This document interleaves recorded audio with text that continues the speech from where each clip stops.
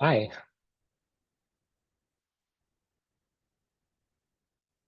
welcome. Happy to see you all this evening.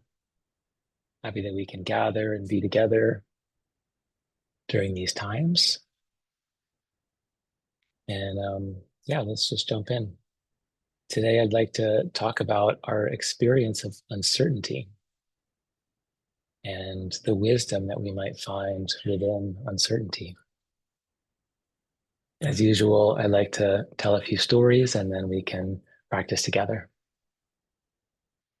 So, the University College London, they conducted a study where they had volunteers play a strange and painful game while their stress levels were measured. So the participants were asked to turn over rocks, and some of which had snakes under them. So when they turned over a rock that had a snake under it, they received an electric shock on their wrist. And at first, there was a pattern. So the players could quickly learn which rocks harbored snakes so they can avoid the electric shocks. In the next round, the snakes were distributed randomly. So they couldn't figure out a pattern because there was not a pattern. So the players received shocks about half the time. Round three, the snakes were under every rock. So all the rocks had snakes under them, and therefore they received an electric shock 100% of the time. Sound like fun to you? Would you be a volunteer for something like that? So essentially, phase one, there was 0% chance of pain because you could learn how to avoid the pain completely. Phase two, there was a 50% chance of pain, but it was unpredictable. And then phase three, there was a 100% chance of pain. And how do you imagine their biological stress levels were measured in each of these scenarios? Well, predictably, the stress markers were low in phase one when the participants they knew where the snakes were and they could avoid the electric shocks. In round two, when it was completely unpredictable, all the biological stress markers skyrocketed. So heart rate increased, heart rate variability decreased, um, breathing rate increased, cortisol levels increased, all the stress hormones increased through the roof, muscle tension, anxiety, etc. And surprisingly, in phase three, when they knew they were going to get shocked 100% of the time, their stress levels were about the same as when they had a 0% chance of getting shocked. So the conclusion is that these researchers came to is that humans prefer certainty, even if the certainty is bad. So we prefer certainty when even when it's bad or painful over uncertainty. So there's these results are consistent with a number of other studies similar to this. In our work environments, we prefer a boss who's always fair or always unfair over one who is sporadically unfair. And we experience more psychological stress when there's more variability and unpredictability. And then another study, um, the people were divided into two groups. And one group was informed that they would receive an electric shock 5% of the time. The other group was told that they would receive an electric shock 95% of the time. I don't know why there's all these studies where they're shocking people. Um, but anyway, the group that was told that they would receive a shock 5% of the time experienced greater anxiety than the group that received the shock 95% of the time. So 95 is basically all the time. And then 5% of the time, there's a stressful level of variability there. And even our immune systems don't like uncertainty. A 1995 study demonstrated that unpredictable cold exposure was more detrimental to our immune system than constant and predictable cold exposure. So I often think about the ramifications of this. I think about children growing up with parents that have diseases of addiction or substance abuse, or a child whose parents have psychological disorders or mental health disorders, or maybe they're just generally emotionally volatile or unstable or unpredictable. I think about how this manifests in our adult relationships, romantic relationships, marriages, partnerships, our work relationships, and of course, even friendships. So the more variability and unpredictability we experience in our social relationships, the more psychological and biological stress we experience inside. And maybe isn't news to you. Maybe that this all just sounds like it makes sense, which it kind of does. But there's something specific about uncertainty that we really respond to on a biological level. We've all experienced this or do experience this in many different ways because human behavior is variable. We all have emotions, we all have feelings and thoughts and beliefs and behaviors that change. And we all have good days and bad days. We all have graceful moments and also challenging moments. And yeah, everything is subject to change. Years ago, I was visiting a friend in Vermont, and he said, well, you know what we say in Vermont? If you don't like the weather, wait 10 minutes. So that's what it can be like being human.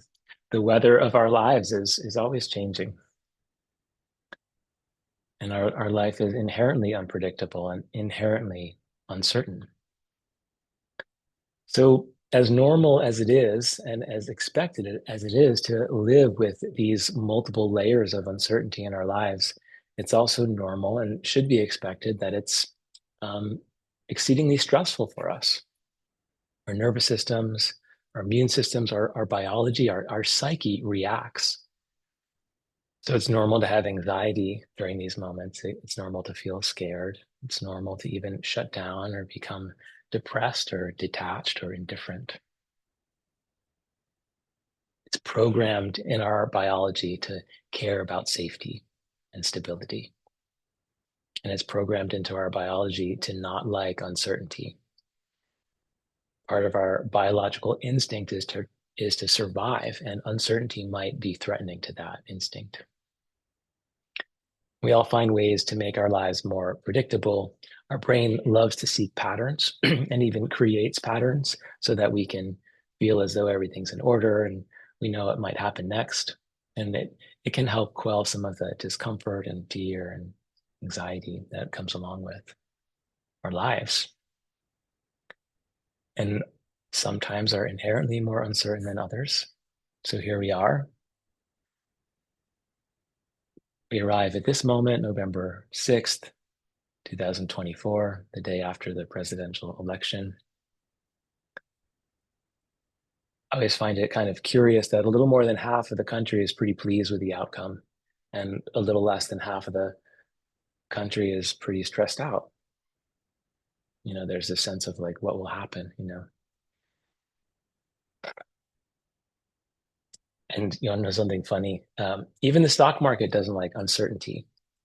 Historically, regardless of who's president, whether it's a Democrat or a Republican, if our government is split, meaning there's a president of either party and then the House and the Senate are split, investors feel pretty good about the stock market because they know that not much will change on a policy level, so they continue to invest.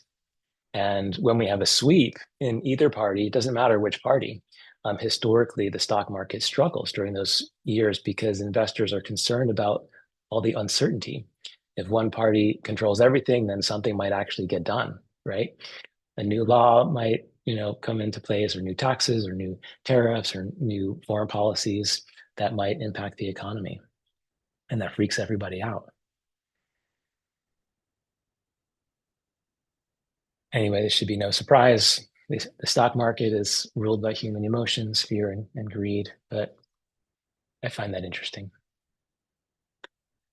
Essentially, what we're confronted with is the inevitability of change. And what if it's undesirable or painful or unpleasant change?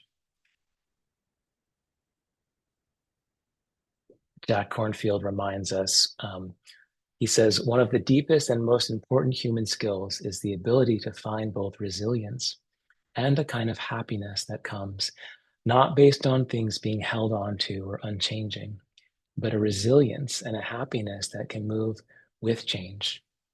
Sounds really obvious, he says. Things change, big news. Basically, every spiritual teaching says that. So I'm paraphrasing here. Basically, it's possible to find wisdom and freedom in the midst of it all.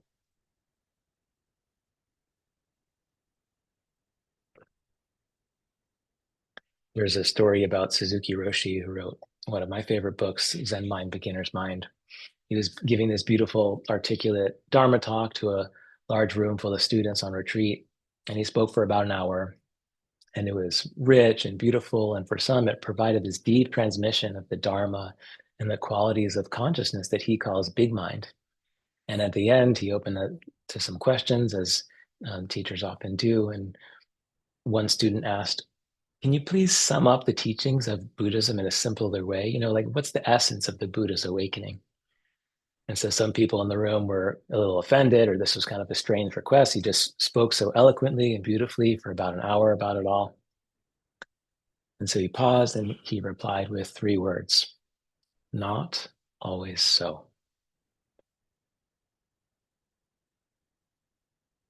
Not always so. So this is the wisdom of insecurity. And this became the title of one of his future books. Ajahn Chah has a phrase like this as well. He used to answer a lot of questions with, "It's uncertain, isn't it?" His students would ask him all kinds of things about the different stages of enlightenment and how do you achieve different stages of enlightenment, and what is consciousness and what does awareness come from? And he'd smile and say, "It's uncertain, isn't it?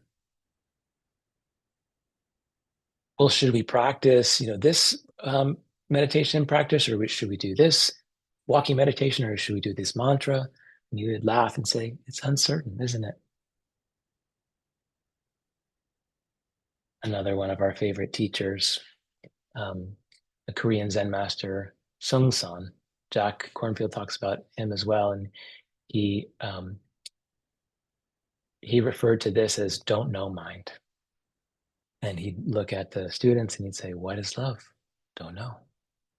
What is consciousness? Don't know. What's going to happen tomorrow? Don't know. Who are you really? Don't know. Where were you before you were born? Don't know. What made this universe? Don't know. Keep don't know mind. Don't know. Don't know." So there's so much wisdom here, remembering that this is all a mystery. One of our friends in our craniosacral community, she talks about raising her children. And normally between the ages of 2 and 5 years old, kids go through the why stage. And so no matter what you say, they say, "Why?" And you give them another answer. And of course, they say, "Why?" So my friend Ella, she finally figured out after a while that she could just say, "It's a mystery." And it really satisfied something in her kids. They'd say, "Why is the sky blue?" And she began to answer the question, "Well, it has to do with the way the particles in the atmosphere absorb some of the spectrums of light, and then they reflect the other spectrum that they don't absorb, and it hits our eyes and our brain." And then she kind of catches herself and she says, "It's a mystery." Sophia went through her Y stage, and she was around 5 years old. There was one night when I was kind of tucking her into bed, and she always likes to ask me deep questions at bedtime, because then she knows she's going to get to stay up late while I try to explain everything to her. Um, and so she said, "Sometimes I wonder what it would be like if I wasn't alive. And what does it even mean to be alive?" She said, looking at her hands and her body in amazement. "And what is this world?" And then after some pause and reflection, she said, "And I have one more question, Dada. Is this a dream or is this real?" Of course, it's a mystery. And there was something in that like it settled and it hit home. It's like we love that almost, in a way. We love like settling into that awe. And there's a way that we can really relax into the wisdom of the mystery and the wisdom of uncertainty. Pema Chodron was in a phase in her life where everything was in turmoil. She was in the middle of a divorce and lots of major life changes. And she went to one of her teachers, who was a very great Tibetan Lama. And she said, I don't know what to do. I feel like a complete mess. I'm emotional all the time. I can't stop thinking about stuff. And there's these big changes in my life and my divorce and my family. And he said, he looked at her and he said, changes always happen. And then she said, well, what should I do? I mean, what mantra should I use, or what practice should I focus on? And he said, relax. So I'm just curious, when was the last time you told someone to relax and it actually worked? For me, I'm not sure that's ever really worked, but for some reason, this Lama had the right tone and the right transmission that it actually helped. And she understood this and was able to relax into the changes. And one of my teachers, Eugene Cash, he likes to say this too. A few years ago, I was on a meditation retreat at Spirit Rock, and he was one of the teachers on the team. And he was giving a Dharma talk. It was the end of the first day. And often this is the hardest day of a retreat. Not always, but often. And everyone's trying to downshift from their busy lives, and we're all going 100 miles an hour. We're all so busy and distracted and overwhelmed. And then we arrive on retreat and we're expected to be completely still and completely silent, and it can be quite difficult. And Eugene said, relax. And I was like, what? Relax? I've been sitting here all day. My body hurts. I'm in pain basically the entire time. My mind is restless. I'm itchy. This is hard fucking work. What do you mean relax? I was like, not getting it. Um, but after a while, I started to like settle in, and it is possible.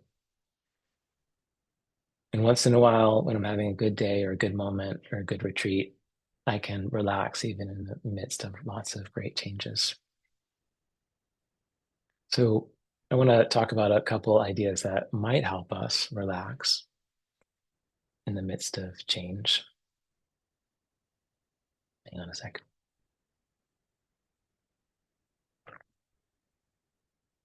So there are two basic strategies. I like to think of it as either zooming in or zooming out. So what do I mean by that? Zooming in is about, or I'm sorry, I'll start with zooming out. Zooming out is about getting a larger perspective. So you might remember a few weeks ago when I was talking about equanimity, I shared a quote from Sylvia Boorstein. And she said, the greatest wisdom is to be able to unpreoccupy ourselves with our own stories. The greatest wisdom is to be able to unpreoccupy ourselves with our own stories. So we talked about this in depth during the equanimity practice. And this can really cultivate a quality of heart, of equanimity and ease. And it could also help to like intellectually take a look at the situation with a wider lens, take a broader perspective, and kind of remember the reality that humans have been doing this human thing for millions of years. So there's always been political turmoil, corruption, manipulation, violence, suffering. None of this is new. This is all part of the fabric of humanity. This is all built into our human experience, and it's all driven by our biological presets that incline us towards fear and greed, hatred, desire, praise, blame, joy, and sorrow. It's all just part of our human experience. So I'm not saying this to make anything okay or not okay. Um, we all have our feelings of okay and not okay. And my intention is in saying this is just to normalize that this is what it is, and this is what's happening. And it would be unwise to expect anything different to happen. So, in light of putting everything in perspective, I don't know if this is going to help you or not, but it helps me. So, I'm going to share it. 56 million people die every year. That means every month, 4,679,452 people die every month in our world. And then every day, 153,424.7 people die every day. That means every hour, 6,392 people die. And every minute, 106 people die. Every minute in the world. And every second, 1.8 people die. So about 2 people die every second. They just leave their bodies. I'm not sure what started us down this path, but over the weekend on Saturday, Rachel and I started looking up statistics like this. And just for balance, um, in contrast, 140 million babies are born every year. So 2.5 times more babies are born every year. Now we can talk about whether how sustainable that is. I don't know, but that means 11,666,666, give or take, babies are born every month. 385,000 babies are born every day. And there's 267 births every minute. And every second, 4.5 babies are born. Every second, just being born into a new human body. To me, that's like, what? How do it's just kind of mind blowing. I get this like strange image of Grand Central Station in New York City. Have you ever seen those time lapse videos of Grand Central Station where it's just like people coming and going constantly all day long, and everywhere you look, it's just people coming and going. Well, that's like what's happening on our planet. Just people are just coming and going all day long.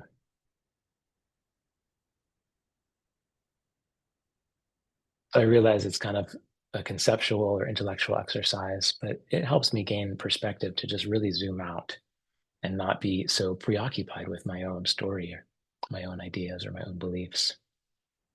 Sometimes I think somewhere in the world, there's a group of people together in a deep meditation practice.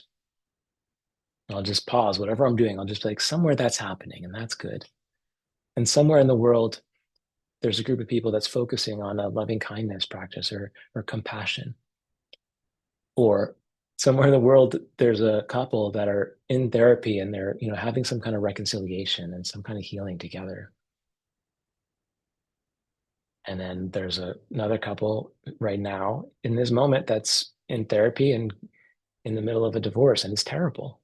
And there's people in war zones and refugees, and there's other people making love, and there's people playing music and dancing joyfully. And somewhere there's a child who's like taking their first steps. Do you know that every 8 days another person becomes fully awakened? You probably don't know that because I just made it up. It's a random, I just made that up. But probably, probably someone's getting awakened right now as we're here talking to each other.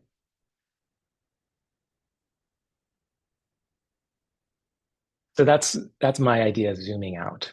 So we begin to unpreoccupy ourselves with our own little stories and our own little bubbles that we get stuck in. So another example of unpreoccupying ourselves with our own stories would be metta practice.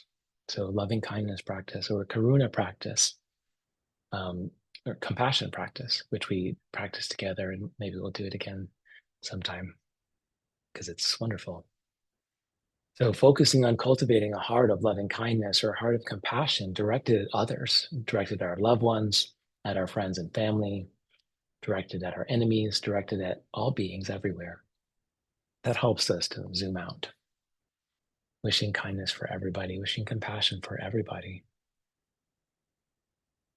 And it can bring us a sense of ease and peace in our hearts, which we so desperately need in order to continue to brave this time of change and all these challenges that we face in our lives.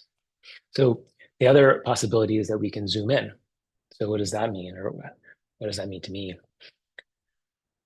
I think one way to think about that is just a basic practice of establishing mindfulness. So we can make it really simple, paying attention to our body, paying attention to our breathing, paying attention to sounds in the room. Whatever object we choose as our anchor, we can begin to observe and notice what that's like. How is it to have a body? How is it to have breath? How is it to experience the quality of sound?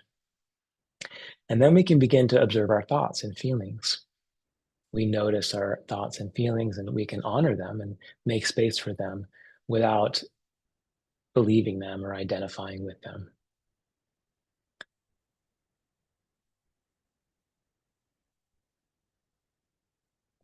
If we can observe our experiences without judgment, we can begin to change our language or our inner dialogue around how we talk to ourselves.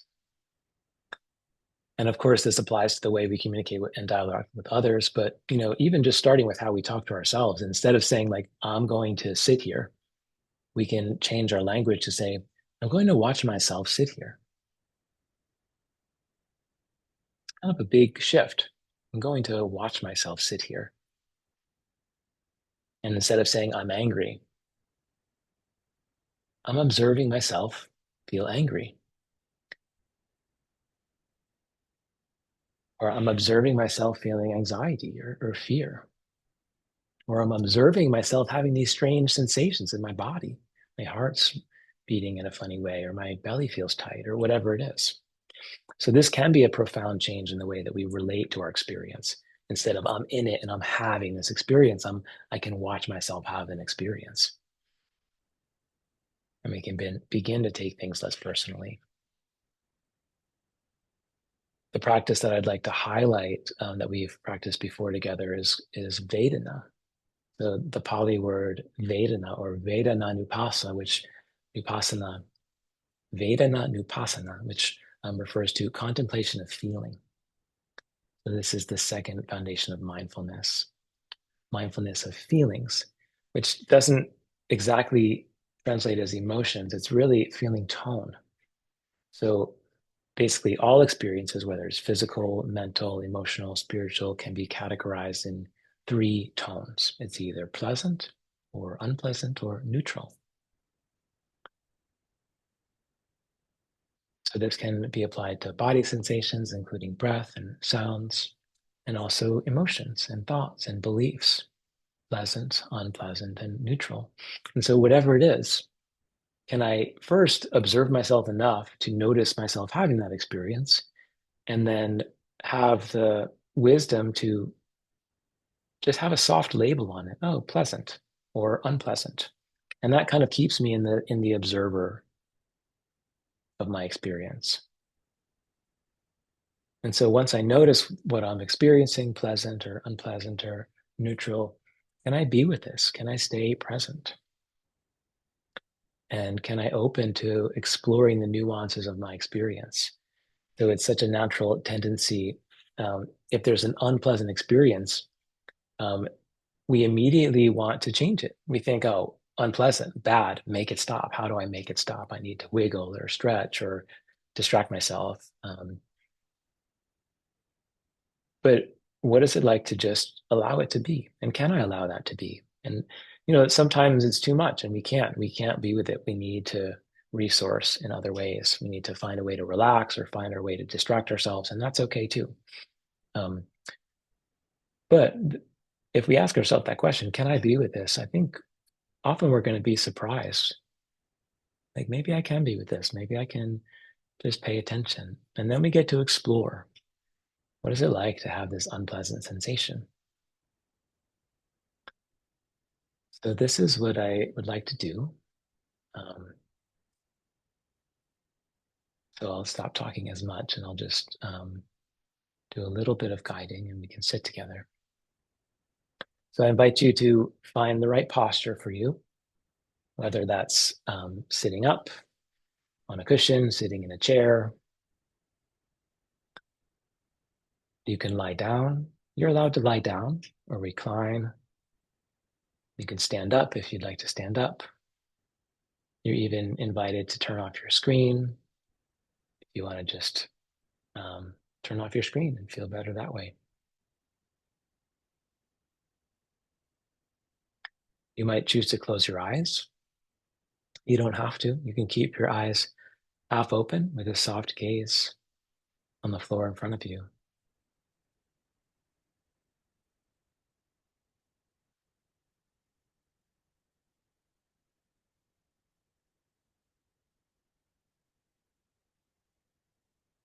We begin with a basic mindfulness practice.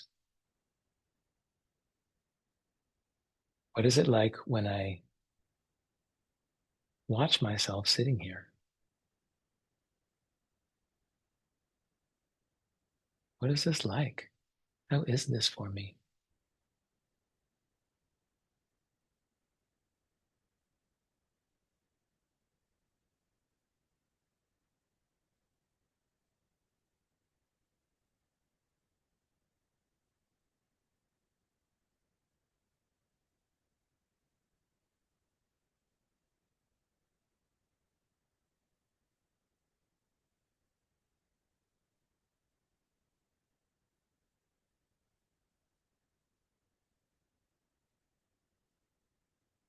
I love the words of Munindraji, who says, sit and know that you're sitting. Know that you're sitting.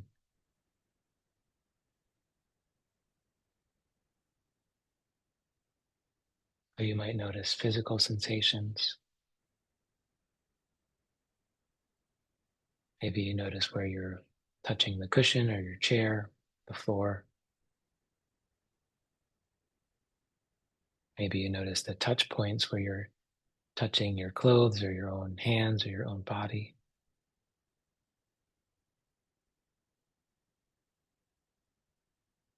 You might become aware of pain or tightness, or maybe pleasant sensations, openness or ease.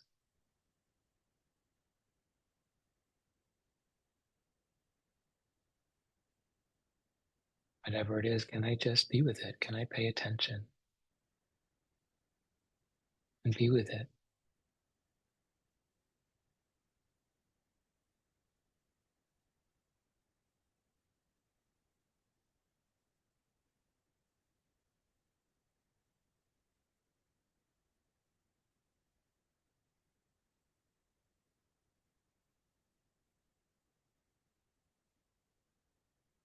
And the body breathes.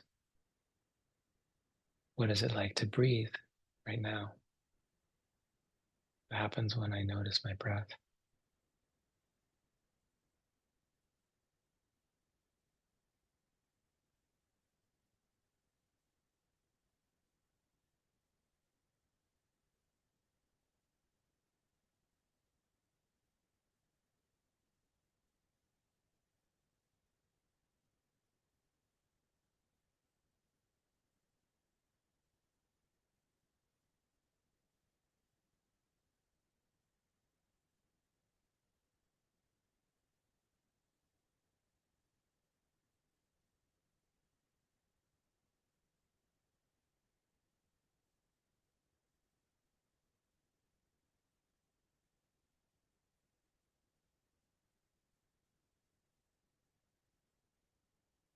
And is it possible to notice my breathing without manipulating it or wishing it to be different?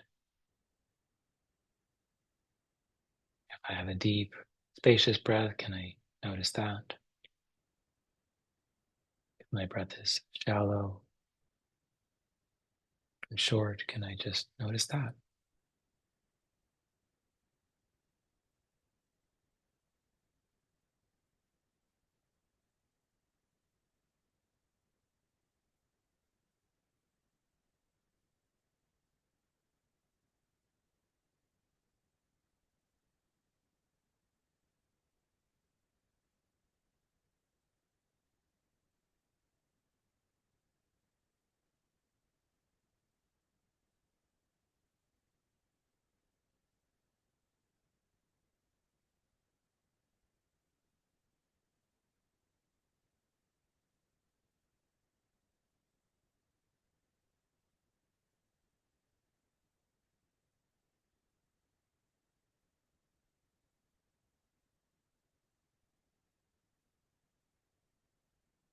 And I might notice sounds in my environment or vibrations.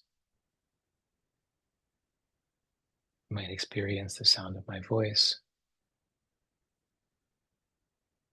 or sounds in your environment, at home, or wherever you are. What is it like to feel sound?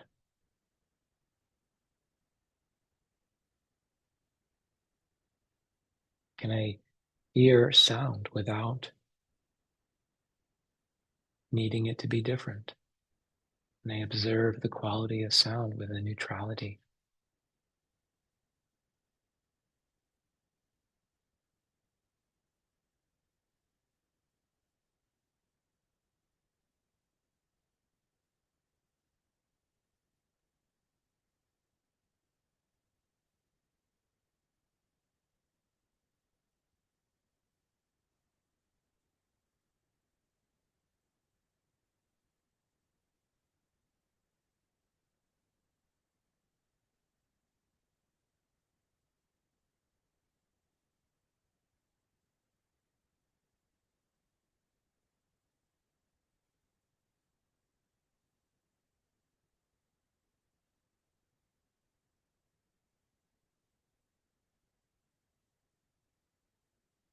So the invitation is to use the one of these three options, the physical sensations in your body or your breath or sound, use that as an anchor.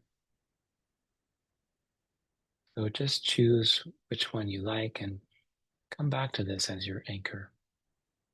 So as the mind has thoughts, as you notice other feelings coming in, you can notice them and then eventually find your way back to this anchor.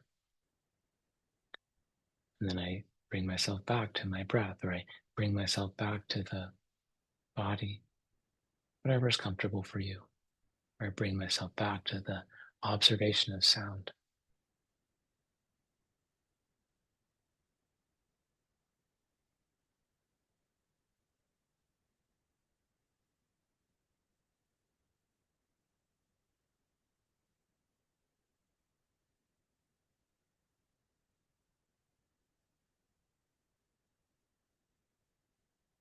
And I'd like to invite additional observation of the tone, the feeling tone. So regarding my experience, any little experience or any big experience, is it pleasant or unpleasant or neutral? Pleasant, unpleasant, or neutral?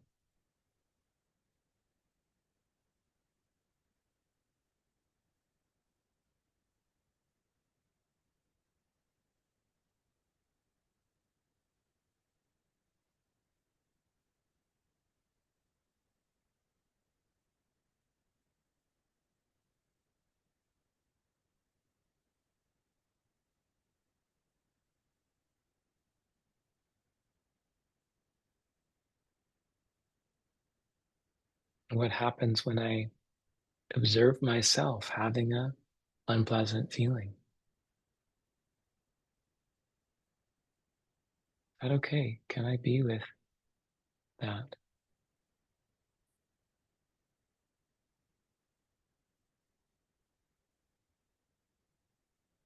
I observe myself having an unpleasant thought.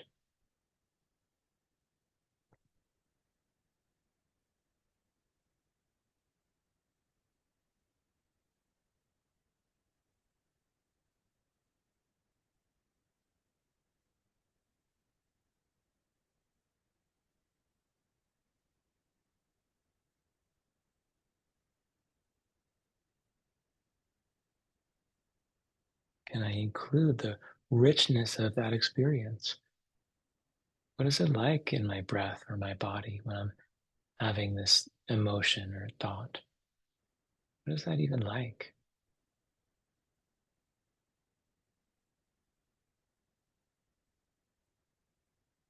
And I remain curious about my experience.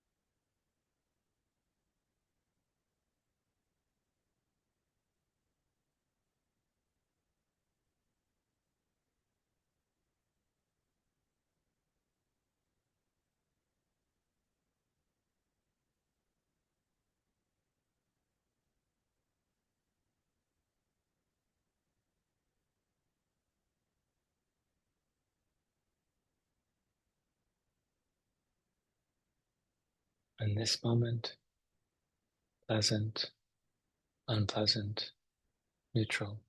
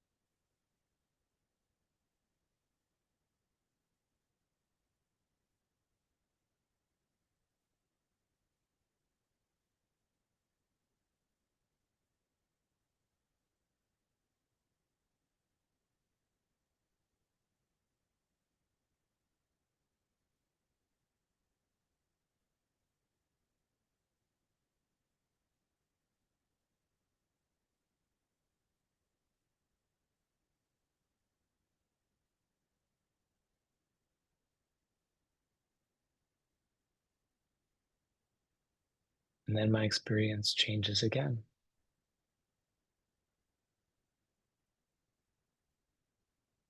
Now it's a new experience, a new moment.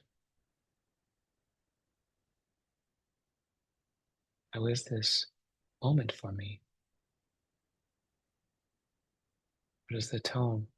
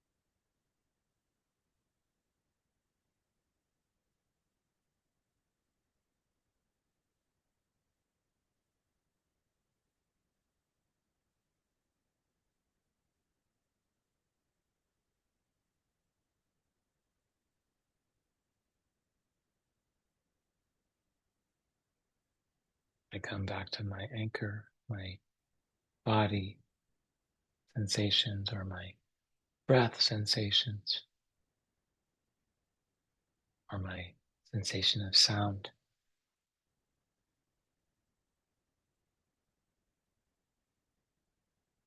How is it when I observe myself having a body, or I observe myself breathing?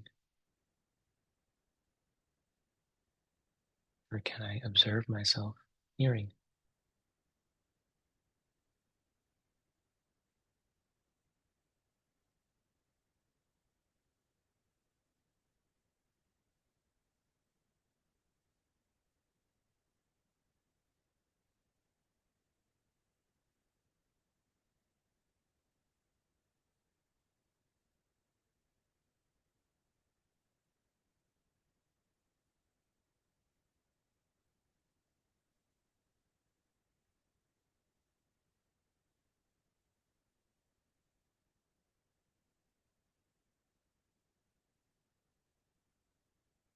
When you're ready, you can begin to bring some movement into your body again.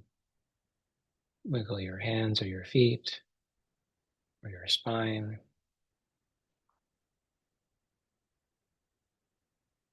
You can choose to open your eyes if you like and begin to come back into our room here together.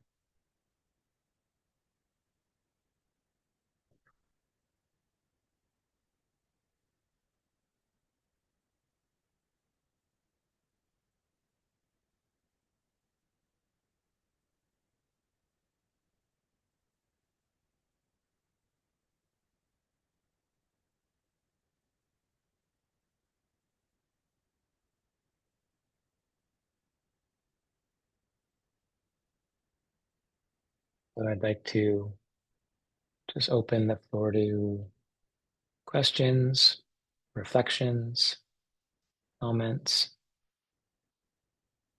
and one general rule that I like is to not have any crosstalk. So if somebody shares something, just receive that and really take it in without needing to respond. Or if there's a question, please do your best to just receive that without feeling the need to answer everybody's questions.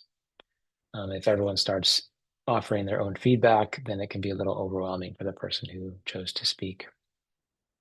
And then a special request for today, please do your best to not make it too political. You can, because I want to just respect everyone's personal feelings and thoughts and beliefs. And I know and love a lot of people on both sides of the spectrum, so just want to honor that, and I don't want to assume we're all on the same team. Yeah, so let's try to not make this a political debate if we can. Any thoughts or feelings or reflections that anyone wants to share?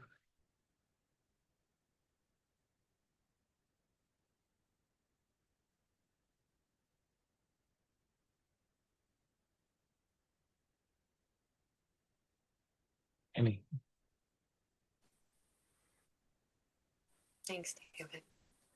I was kind of struck by how, you know, when you're in that position of watching yourself, there's a gentleness that's kind of present as you're kind of, I'll just say over the shoulder, that sometimes view that you and I will have when we do our work too. And it's, there's this soft individual who's sitting quietly. And it was interesting to move from um, the external and then return to the internal, because the internal wasn't it was restless. In fact, my leg was extremely restless. I kept thinking, gosh, please tell me I'm not going to have restless leg syndrome, So that I thought was an interesting reflection. And being on the outside and looking in maybe was a little,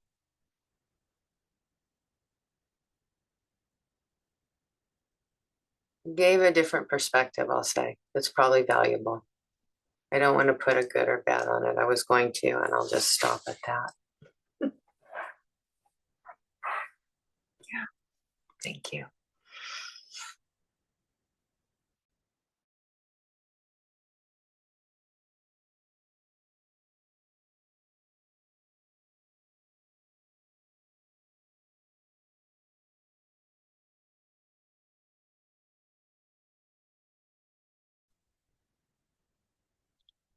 Can you hear me?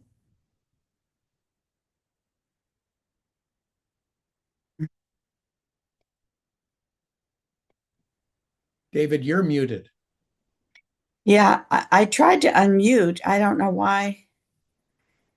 Okay, Almira, I can Okay. hear you now. Can you hear Oh, me? good, good. Yes. Okay, great. Okay, good. I thought it was very relaxing. I mean, rarely do I ever allow myself to be that still within my body. And I found myself very present with my body, and I have a certain amount of pain in my body, so I tend to not want to do that. activity is a distraction to pain. But, I sort of allowed myself to be with it. And I was surprised for the length of time that we did it. I just became calmer and calmer.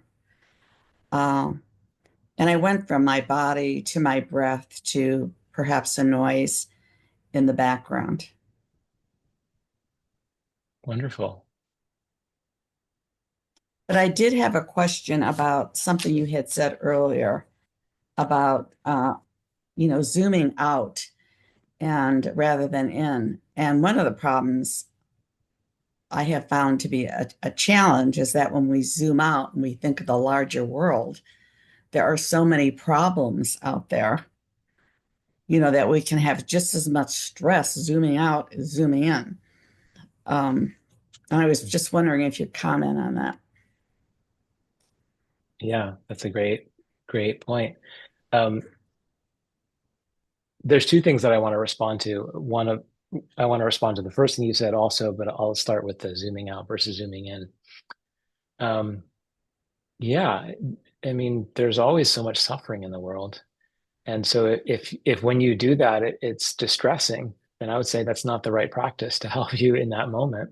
Um, if it's too overwhelming. So I offer that as a possibility if it helps take the edge off of like my personal life and my, being preoccupied with my beliefs. Then zooming out and realizing that there's so much more happening right now and has always been happening. But if that becomes too overwhelming, then it's not a helpful practice, and there's no reason to Mhm. do it. Um, and if it's helpful to focus on what good is happening in the world, then you can include that too, because there's a Yeah. lot of good happening too. Um, but also the zooming out versus zooming in, those are phrases that I just that um, that's not like a Buddhist phrase, for example. Like I just kind of made that up. That's just my conceptual understanding of how it works. Most of the things that I say I'm actually just like literally quoting my favorite teachers and my personal teachers. But once in a while, I'll paraphrase, and so that's my paraphrasing, zooming in and zooming out. So if it doesn't work for you, you can completely let go of it. Um, and that's true for anything I say, of course. But the first thing that you were speaking to about pain and like being with it, it can be an incredible teacher when there's discomfort or pain, whether it's physical pain or emotion, to like really try to stay with it, and come up to the edge of your comfort level and then just see what that's like and get curious and stay curious. Um, and in Buddhism, they use the term Dharma gates. So a Dharma gate is like it's a gateway, it's a way to enter truth. And so it can be anything. Any experience is an opportunity to come into this present moment. And whether that's, an emotional experience or a belief or a thought or physical pain, can I use this as my opportunity? This is my Dharma gate right now to take in this moment to become present.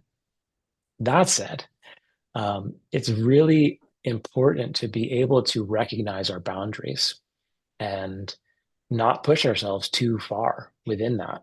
And if there's so much pain that that's the only thing I can be aware of, and I can't kind of relax into it in the way that you were able to do tonight, then it's not helpful to keep focusing on it. And so I would invite you to give yourself permission to have gentleness with that practice.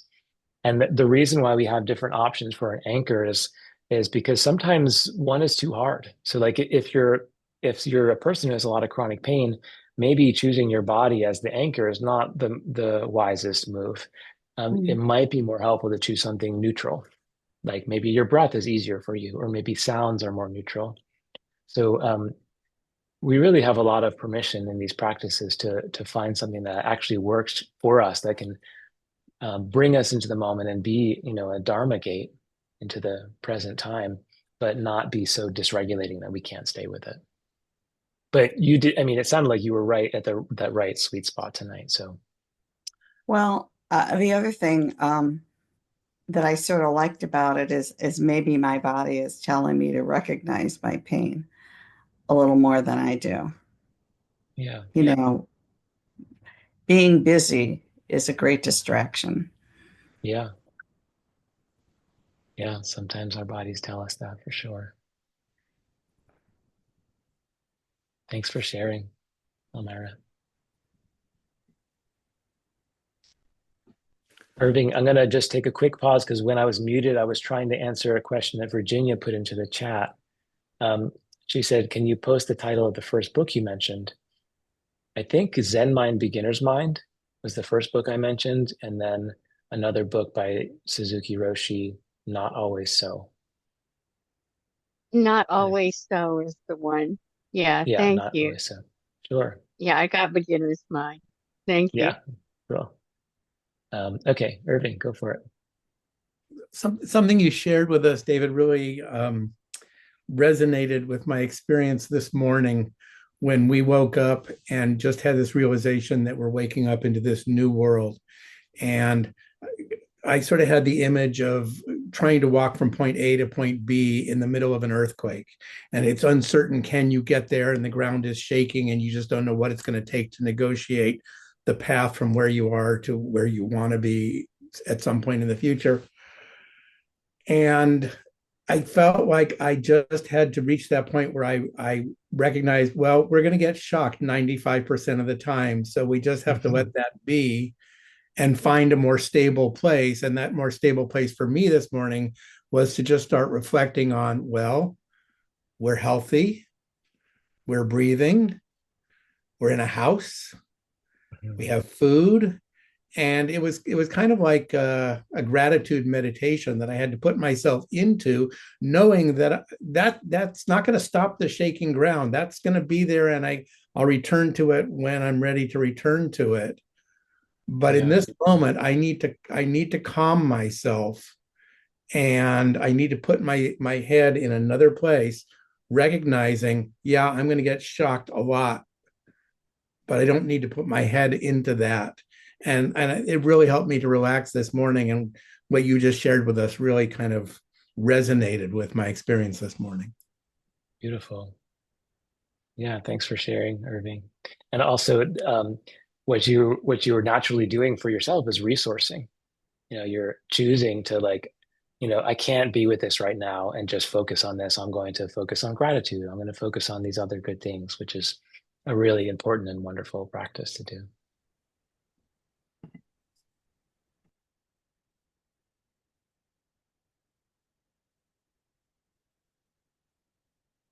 Any other thoughts, feelings, comments?